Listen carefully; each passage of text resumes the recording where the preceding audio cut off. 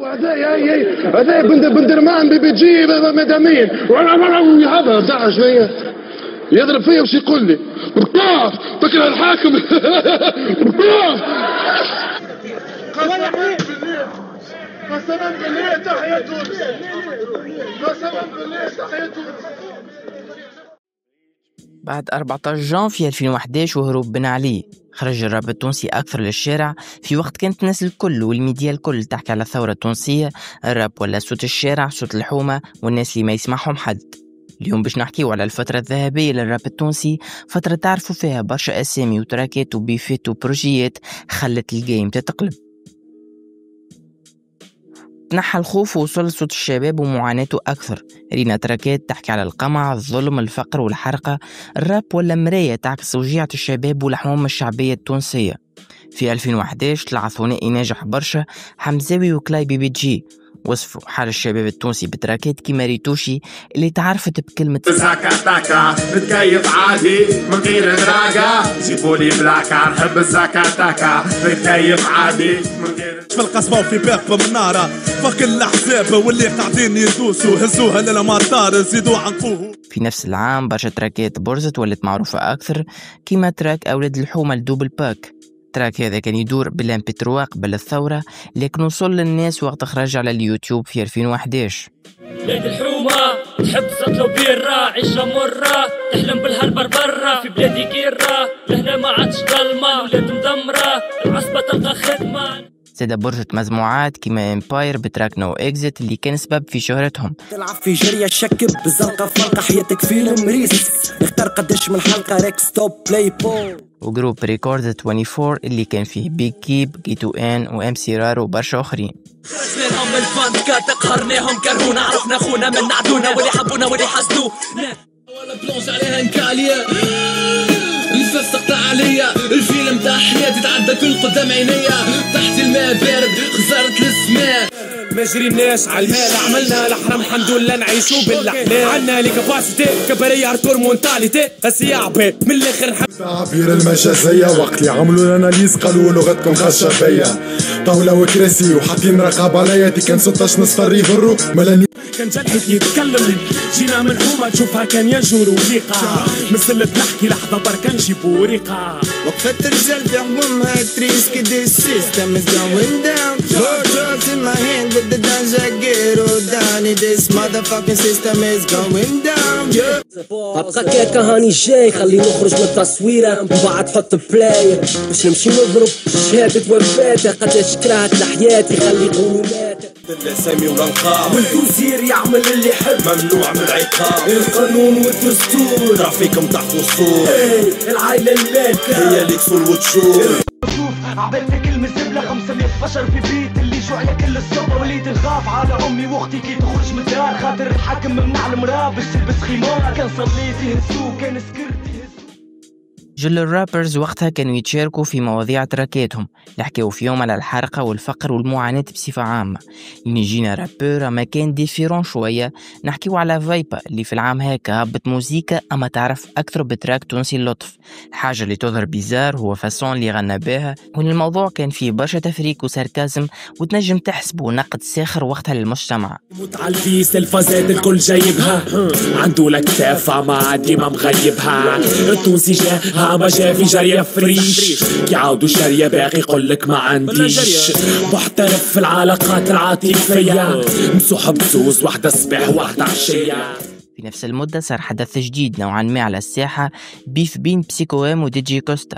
الكلاشات اللي صارت بيناتهم ما كانتش حاجة عادية في الوقت هذا، وما تعودوش الفانات يسمعوا ردود مباشرة بين الرابرز في شكل كلاش. خف عليك كيف تطلع عليك مضمون تحكي على الجهاد والسنة محجم لحيتك باللام تونسي ولا جزيري باين فيك فرخة حرام سيكوامي ميتاسيون شموا عليك في ريحة لطفي سيكوبات من بوت ما نقول لك الرب يشفي بعيني كترا انت ديبيتون وانا في الراب عندي دكتوراه مالا امسك كاكا قبل ما نجبد عليك الشاص اجا نعطيك درس ونعلمك لغة الكلاش انا نخرج كلام كيما السمتولي مسك كله ميتافور من غير ما نجبد لك اسمك.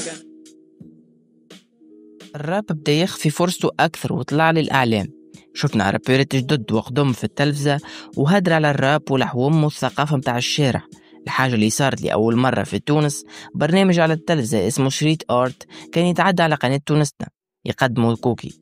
البرنامج هذا كان يحكي على ثقافة الهيب هوب كلها، من الراب للجرافيتي للدانس وكل ما يتسمى فن شارع، ومن هنا بدأ الراب يولي الموسيقى الأكثر سماعا عند الشباب التونسي. يو واتساب الناس الكل، مرحبا بكم. دونك اليوم مع بعضنا باش ندشنوا أول إيميسيون في تونس مختصة في توسكي هيب هوب.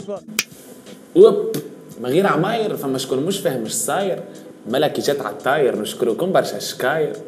هاي مسكة تليفون العزوزة عملت مع قارون حال الزون.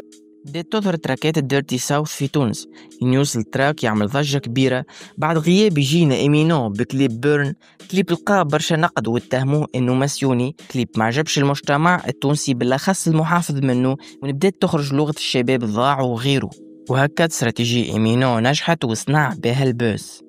من التراكات اللي عمل ضجة زاد وقتها تراك سايب اللعبة وبطلت اللعبة، زوز تراكات كانوا سبب في شهرة ليلكاو وتراك سنيترو، ونشوفناهم في برنامج الصميم مع أمين جارة، ومعنا في الورتيني في برنامج لاباس. سايب اللعبة سايب اللعبة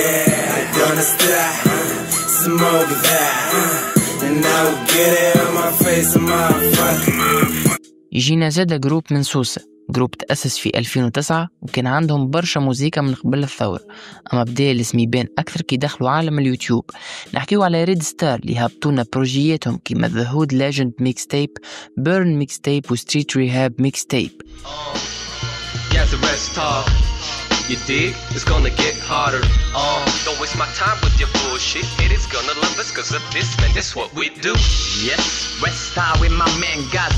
Hot shit. هبلنا طبع مش نحاس ويد من سربو كلاس كانك ناوي باش تبرد. هيك تلبس حرد لنا ووجي بحجر كرد متمرد. ريد ريبا فاكين بري. كن بجيني مهري يسأل الفم. الحاجات الباهية اللي صارت في العام هذا زادة 14 رابر تلموا في تراك، واللي لمهم كان دي جي كيلا، واحد من أشهر البروديوسرز في تونس. Je représente les martyrs, je représente le rouge et blanc. Aussi voir, Rassi Ali, réglementant, je suis en mode rétention. Mes rêves sont par balle, bombade, bycard, catégorie F14, c'est la tornade. I always think about it all the time, especially when I rhyme. Oh freedom, I'm on my way to light you up since I got back my ride. مقطع بين الحدود، بلادي legendary، احنا وبأعلى الصوت. الناس الكل تحكي تعبر هكا نعيشو، ما تعجبناش حكاية عادي والله نعيشو.